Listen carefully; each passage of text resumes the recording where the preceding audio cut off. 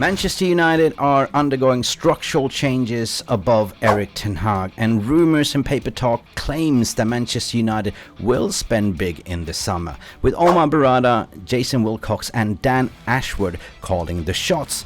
The question is, will Ten Hag still be the manager, or will Ineos replace him? What is the plan? That is what most Manchester United fans are asking on the socials, but also asking us on this channel. Very important question. And who is Manchester United looking to bring in? We're going to talk in this video about the left back position, centre back, midfield, right winger, and who is the secret striker. Let's find out, as we have a very special guest speaking to us today. We are going to talk to the United correspondent, the journalist, and a special friend of our channel, the brilliant Anil Kandola. But there's always a big but. Before we bring in Anil Kandola to the stage, I want you to do three things. Please smash that like button. Please subscribe if you haven't done so yet. And most important thing of all, hit that notification button and personalize it so you never miss an upload or a video or a live stream from us. Buckle up.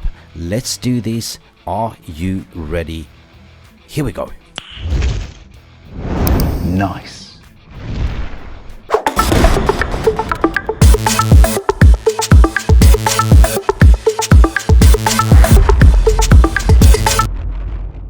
But I think there needs to be a fine line between, finding the next superstar, but then also having the experience amongst the team to be able to gel. The common myth about the class of '92 was that they were all kids. They weren't all kids. There was about six of them that were youngsters, next to the likes of Pallister and Bruce, who were absolutely colossal players. 100%. You need that blend, you need that mix, and you need that opportunity for young and older players to gel and really become a proper team for then the younger players to pass on to the next generation. So that's interesting that you mentioned. That's interesting that you mentioned, because I can see the roadmap here. I see if the club keeps if they keep Rafael Varane, that's experience. You also have Licha, right? But you need two other younger players to come in to play rotation with them, and I can see Brantwaite to be one of them. An up-and-coming 20-year-old, two-footed, can play in both left back, left centre back, and right centre back, and also this Anselmino as well, right? 15 million plus Brantwaite probably will go for 50 million pounds, depending on what the asking price. I think a lot of clubs are chasing him at the moment. Chelsea will not be able to do anything this summer.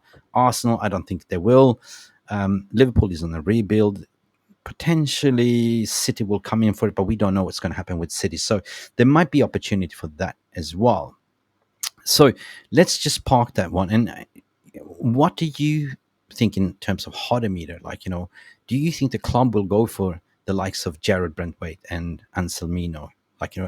Combining those figures, we're looking at spending approximately 70 million on two centre backs.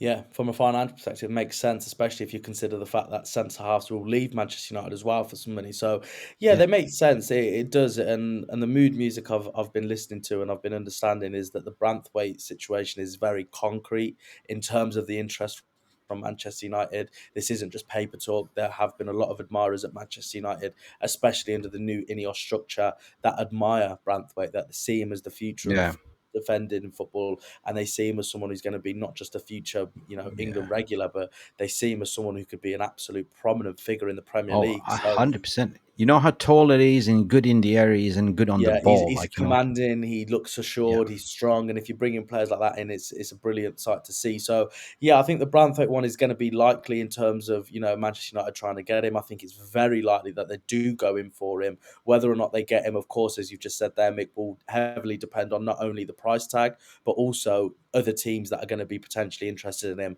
And if we're being brutally honest, I think if Manchester City and Man United come in for him, I think he's obviously going to pick Manchester City at this moment in time. So, we don't know. We don't know. It's all depending on the project. Depends on the project. Of course. And then you're right there, Mick. So, like I said, it really does matter on what teams are going to come in for him, what competition Man United do have. But I think the Brantwaite one is certainly a name to look out for in the summer. And I would probably put Elise in that category as well. Listen, because just quickly on that one, because as a player, you will look at how many minutes will I get, right? If I join City, will I sit on the bench? Similar to what you had with Jack Grealish as well. Like, that was a wrong move Yeah. for him because he's not getting much game time, right? Your competition. If you look at the project with Manchester United at the moment, it's not rebuild. They're going to invest in a lot of youth. I'm going to get minutes. I think that project attracts more than actually going to City, right? People, sorry, we're going over time. If there's about 120 of you watching, if you can get over 100 likes on this video, smash that like button. It looks like a thumb like this because we got to plow on. We got to do 100% move to the midfield position. Anil, you still have a couple of minutes left, please? Yeah, a couple of minutes. We can push it a few more minutes, no problem, mate. All right, we push it real good. Midfield, what I've been hearing, it's probably not going to be addressed as a, how do I say, urgency. If there's money left in the end of the window, including Fabrizio and Romano was saying, we will look at it. But who do you see we being linked with? I would love to see a Kobe Mainoo playing and develop as a number 8. I don't see Kobe Mainoo as a number 6. That's my opinion. Kobe Mainoo is the Frankie de Jong future, like, similar attributes. He's a ball carrier, glider, wow, cool and composed.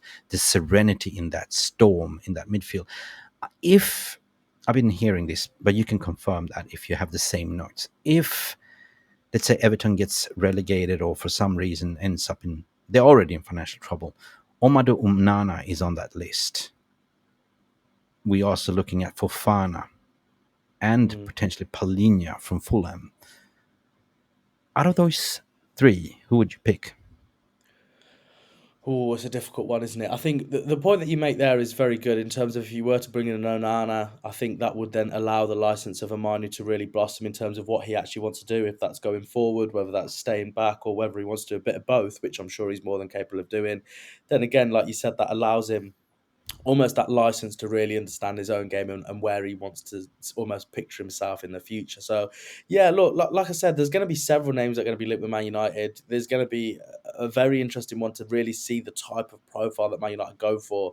And as we've both said today, Mick, on this very show, it's going to be heavily dependent on what clubs go down because the calibre of teams that are potentially facing the drop, you look at the likes of Everton, you look Yeah, at teams like this who have got some real gems amongst their ranks. So, we do. this We could be do. again somewhere, as you said, and I think you put it quite rightly, is there could be a bit of a raid on these kind of players. So Man United need to act, and they need to act quickly if they want to get these players in through the door. Then there's going to have to be something of being a That's, bit savvy, which don't really associate Man United with being. But into this in this new era, then we can almost see and really figure out. I yeah. think the one with Paulinho, he's an absolute Oh, I brilliantly love him. capable player, but I'm just not quite sure on his availability in terms of having a cut price or something that would be feasible for Manchester United in their first summer under the new Yeah. ownership. So I think, as you said there, and quite rightly so, I think striker position and the defence will be more of a priority than the Yeah, midfield. yeah, yeah. Then in midfield, but that's to be monitored. But João Neves, forget about them. Benfica wants 100 silly money. Forget about them. I don't know, man. Right winger, of course, that's what we said. It's almost nailed on. Is Michael Elise? Like that has been the talk of the town for months and months and months and months. And there's a deal to be made. I think the release clause is about 55 million pounds, isn't it? Yeah, it's in the region of that again. And Mick, Right. like you said, I think it will be really, really. It's just going to be so dependent on what Ineos have got planned for Manchester United. As I've just been reading the comments. Lucky Singh has been saying, Ratcliffe's PR. That's why I'm holding my breath. His interview said it all. Ratcliffe has promised, and Ineos have promised a lot of things for Manchester United. They've emphasised that they want the best in class in every aspect of every appointment that they make. So if And that's the case, including the new stadium built for 100 precisely, they million, want to have the best 100,000 in seats. class Yeah. everywhere, absolutely Yeah. everywhere. Okay. And if All that's the right. case, then we're going to have to really understand and really sit back and wait and see the type of player they bring in. Are they bringing in the more cost-effective players, or are they genuinely going for the best in class with, of All course, the right. price in consideration? Anil, I know we pressed for time. I know you got to shoot. Yep. We could have stayed here and spoken for hours and Yeah. hours and hours because there's so much to cover. Maybe we should do a follow up. But I just want to continue and end this stream by looking at the secret striker. Of course, everyone is talking about Ivan Toney. I don't think Toney is the right man. I think he's got 1 year left on his contract. Chelsea's looking at him. Arsenal's looking at him. But he's not the right profile player for Manchester United. I don't think United will be in for him. Fabrizio Romano will say there might be an opportunity for United to investigate. But again, it comes down to finding the next Mbappe. So 2 players, according to my sources, what they've been saying, and I keep saying one thing: keep your eyes on Benjamin Sesko, right? Keep your eyes for 45 million. Ten Hag wanted him in the January. We couldn't do the deal. A loan deal with an obligation to buy in the summer for 45 million. He's on the market. And a lot of people are looking at him. A lot of clubs are looking at him, but also Xerxes, right? So again, if we're going for that younger talent, because it's also been saying that we don't want to recruit somebody that's better than Højlund, because Højlund is the man. We want somebody to challenge Højlund. So if you blew your tire on your car, you literally just want to sort of hop off, put in the spare tire, but it's an equally good tire, but it's a different brand that you can still continue speeding 200k an hour in German Autobahn. What's your thoughts and feelings regarding the striker? Do you see Benjamin Sesko being the surprise signing of the summer? Yeah, for sure. I think this type of player is going to be really, really one to keep an eye on, as you say, not just because of the price, which is more than feasible, but I think, again, as we keep saying, and I think it's very important to keep emphasising, he's the right profile for Ineos. He's a young striker. He's potentially going to be at the club for 7-8 years if it all works out, and if it doesn't, that means he's moved on, and hopefully they can get a bit of money for him.